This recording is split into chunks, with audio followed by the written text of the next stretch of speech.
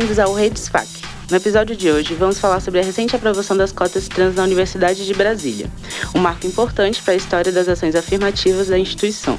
E para isso, contamos com a presença de 3 convidados ilustres para esse bate-papo dialógico: Sankofa Lebara, Caleb Giulia e Vida Vieira. Sankofa Lebara, natural de Minas Gerais e criada em São Paulo, transgênero, africanista, estudante de antropologia pela Universidade de Brasília. Atualmente, reside no Distrito Federal e esteve por anos no movimento de Casa do Estudante. Enquanto uma estudiosa de comunicação, sua proximidade com a área a colocou à frente de trabalhos audiovisuais diversos, onde trabalhou como diretora de estilo e de arte. Caleb Giulia é ativista dos direitos humanos em diversos coletivos, em especial do Instituto Brasileiro de Transmasculinidades, IBRAT, no qual mobiliza ações e políticas em prol de direitos de pessoas trans. Acredita que a arte e a educação são ferramentas preciosas para a transformação do mundo que vivemos. Vida Vieira é natural do interior de Goiás e chegou em Brasília para cursar música na UNB. Sua experiência universitária logo se expandiu para além da academia. Como agente cultural, atua em Brasília articulando redes e produzindo ações que ampliam as possibilidades presentes. No cinema, já trabalhou como compositora de trilha sonora e finalização de som. Defende que as cotas para pessoas trans são fruto de uma luta coletiva e tem um valor simbólico que vai além do acesso, representando o engajamento crescente da comunidade trans na Universidade de Brasília. Bom, sejam todos bem-vindos. Vou começar por você, Sankofa. Vamos lá, então. Quais são os maiores desafios que ainda enfrentamos para garantir que as cotas trans sejam efetivas, tanto na UNB quanto em outras universidades? O primeiro ponto, para mim, sobre efetivar tanto essa política pública quanto qualquer outra dentro da universidade, né? Entendendo a universidade como um espaço de poder, é garantir que essas ações elas comecem mesmo, né? Tipo assim, nós temos dúvidas, né? A dinâmica de cotas no Brasil, ela vem sendo problemática desde sempre, assim. Desde os primeiros debates brasileiros sobre cotas, a gente vai estar sempre galgado nessa herança cultural brasileira, da democracia racial, ou do país de grandes irmãos, de grandes amigos. E viver sempre essas nossas violências normalizadas, essas nossas violências docilizadas, né? E essa cultura brasileira, ela vai sempre representar esse desafio, assim, que se manifesta agora, já como a gente pode perceber, que é realmente um enrijecimento institucional, uma dificuldade de dinâmicas representativas mesmo, tipo assim, como a gente vai garantir que esse debate realmente se mantenha de uma forma plural e diversa, num grande guarda-chuva que a gente está tentando dar conta aqui, de uma categoria que ela é historicamente vítima, né, da desarticulação sistêmica. Então, assim, existe muito ainda pra gente caminhar, pra gente entender quais são as demandas de efetividade dessa política. Caleb, assim, seguindo na mesma linha, quais os desafios, né, para garantir que as cotas trans sejam efetivas, assim? Oi, gente. É difícil falar depois da Sankofa, porque ela é maravilhosa. Eu acho que eu queria continuar o raciocínio que ela estava tendo de quem é que a gente quer que entre na universidade, né? E por que a gente estava colocando essas cotas. É porque a gente sabe que tem pessoas que, pela sua transgeneridade e por várias outras questões interseccionais, né, tem uma dificuldade de acesso à profissionalização que é muito difícil. E eu acho que fazer com que essas pessoas entrem e conseguir que elas permaneçam vai ser nosso grande desafio, assim, de fato conseguir acompanhar essas pessoas por meio de outras políticas. Eu acho que vai ser realmente, assim, a nossa tarefa maior, né? Porque é isso, as cotas são uma reparação para que essas pessoas possam mostrar suas potências, né? E aí eu acho que as pessoas que têm menos acesso, né, que é de escola pública, uma pessoa trans, enfim, que não tem acesso a hormônios facilmente, a gente sabe como é a saúde mental de pessoas trans. Vida, para você, como você acha que seria se, na sua experiência acadêmica, você tivesse visto mais pessoas trans em espaços de protagonismo na universidade, visto durante a sua infância e durante a adolescência, né? Oi, gente. Boa noite. Bom, Primeiramente, eu queria pontuar que as pessoas trans que eu conheci, que estavam em espaços acadêmicos, foram fundamentais, assim, na minha trajetória. Bom, eu não tive a sorte de conhecer essas pessoas ainda na adolescência, ainda na infância, mas assim que a universidade passou a ser uma questão na minha vida, ter tido contato com a obra, com a pesquisa e com o trabalho de acadêmicos trans foi fundamental na minha construção identitária e na construção desse horizonte onde, de alguma forma, eu já estava maquinando, né, que a minha presença na universidade teria desafios particulares. E também, assim, eu como pessoa do interior, né, do Goiás, posso dizer que existe uma carência de se sentir representada mesmo, né, tipo, existe uma grande diferença entre você ver uma pessoa trans pela internet, que está num lugar de protagonismo, e você vê uma pessoa na sua quebrada, você vê uma pessoa que veio do mesmo lugar que você, assim. E eu sinto que a minha trajetória é marcada por uma falta nesse lugar que, se não fossem por essas trocas com pessoas de outros territórios, eu não teria conseguido dar esse passo, que era parar para mim e dizer, não, agora você vai se dedicar a entrar, permanecer, né, e ter uma graduação. E teria sido ótimo eu ter conhecido mais pessoas, não só no espaço acadêmico, mas se efetuando com autonomia em qualquer espaço. Para além do ingresso na universidade, a gente entende que o acesso é só o começo, né, da jornada? Para você, Sankofa, sabendo que a jornada de uma pessoa trans no ambiente acadêmico não termina com o ingresso na universidade, quais são as outras dificuldades que você enfrentaria, mesmo com a cota garantida, para concluir o seu curso, nesse exercício assim, imaginativo de pensar como é que seriam os caminhos? Acho que a gente não precisa fazer um exercício imaginativo aqui, né? Eu posso... A gente já viveu, né? Eu posso aferir com precisão que tenho a experiência de estar falando aqui como além de uma pessoa que faz parte da comunidade trans, né?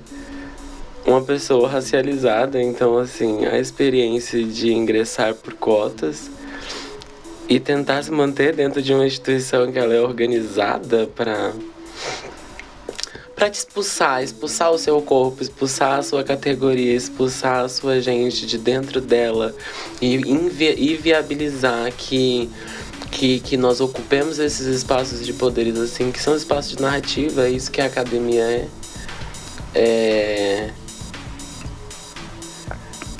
vai muito além de deixar você entrar dentro da sala de aula. Vai muito além deles falarem que você pode comer de graça, inclusive.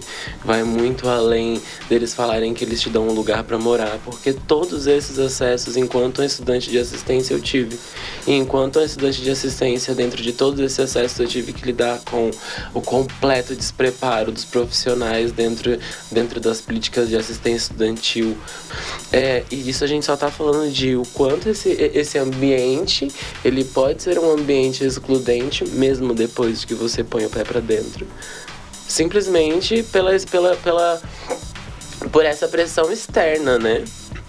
Mas o grande fenômeno que pra mim é analisar, e eu falo pessoalmente, né, já que essa pergunta foi bem direcionada,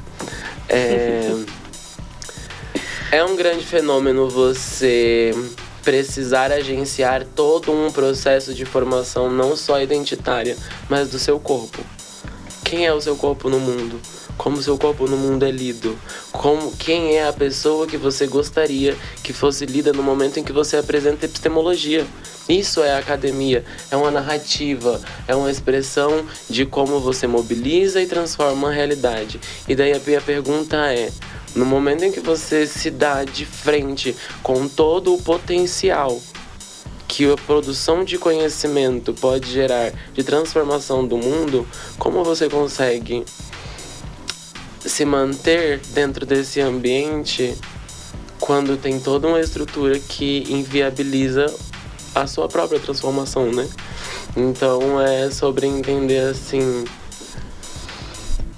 quais são os respiros, quais são os recuos, quais são as articulações que uma instituição como a instituição universitária está preparada para fazer, para entender que ela está colocando pessoas complexas dentro da comunidade dela. Não dizendo que as outras pessoas que estão aqui dentro não sejam complexas. Não dizendo que cada categoria que é atravessada dentro da universidade não seja complexa. O que eu estou dizendo é que a universidade não esteve e não está preparada para lidar com nenhuma dessas categorias complexas. E a gente está aqui agora tentando imaginar como fazer com que essa ingressão seja algo bom e não mais um motivo de adoecimento, né?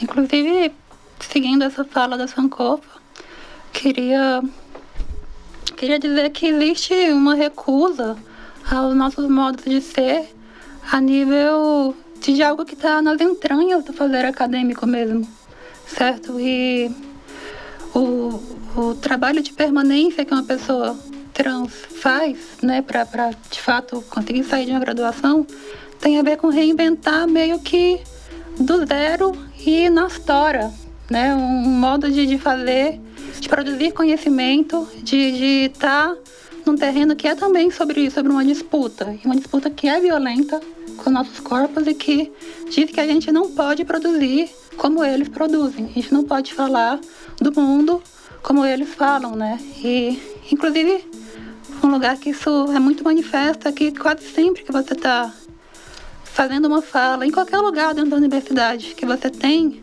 demandas específicas de pessoas trans, você acaba gastando um bom tempo dessa fala explicando o beabá do que é uma pessoa trans, fazendo qualquer coisa, em qualquer contexto, né? Algo mais ou menos nessa direção. Caleb, assim, seguindo o mesmo caminho, né? Como você acha que a gente pode pensar... Como a gente pode garantir que as políticas afirmativas, né, para pessoas trans não sejam apenas uma solução temporária, mas que seja uma ação estruturante de mudança, assim?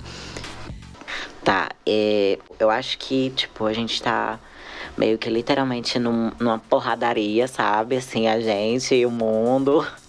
E aí a gente tenta desesperadamente aprovar coisas que vão fazer a nossa comunidade continuar sobrevivendo. E as cotas, a gente não pode se enganar, né, e achar que ela vai resolver todos os problemas da universidade ou com as pessoas trans aqui. Mas é uma forma, de hackear esse sistema aqui. É uma coisa muito prática, tipo, quando eu entrei aqui, não tinha pessoas trans no meu curso. Porque é isso, a gente, pessoas trans, já está acostumado a gente fazer nossa própria segurança, a gente fazer nossos próprios eventos, a gente cuidar da nossa própria saúde, né? Tudo em comunidade. Então, quanto mais gente estiver aqui para poder formar essa comunidade, mais fácil vai ser da gente realmente, essas pessoas, conseguirem mudar as coisas aqui dentro. Vida, quando você pensa no impacto da sua presença na universidade, como isso ressoa na sua vida e na das pessoas que estão por perto? Bom, eu acho que a primeira coisa que me passa na cabeça é que, da mesma forma que as pessoas trans que eu conheci quando eu estava ingressando na universidade foram importantes para mim, eu vou estar sendo importante para quem vier depois de mim, né? E a tendência, espero eu, seja que cada vez mais a universidade pública tenha pessoas trans, né? E pessoas trans que têm êxito na vida acadêmica. E, para além disso, o fazer acadêmico, né, que para mim vai estar sempre atravessado por quem eu sou no mundo. E eu sou uma mulher trans do interior, que viveu o que eu vivi, né? E é natural esperar que isso faça diferença na minha produção dentro da universidade e seja naturalmente um lugar que vai abrir caminhos para o fazer acadêmico de quem vier depois também, né? À medida que a gente se estabelece, firmar o território tende a ficar cada vez mais possível. E dentro desse território, eu realmente acredito que tem uma potência afirmativa que não só é muito bonita, traz, né, possibilidades de mundos novos, como é algo que tem uma importância vital para a Universidade de Brasília, né, para a produção científica do Brasil.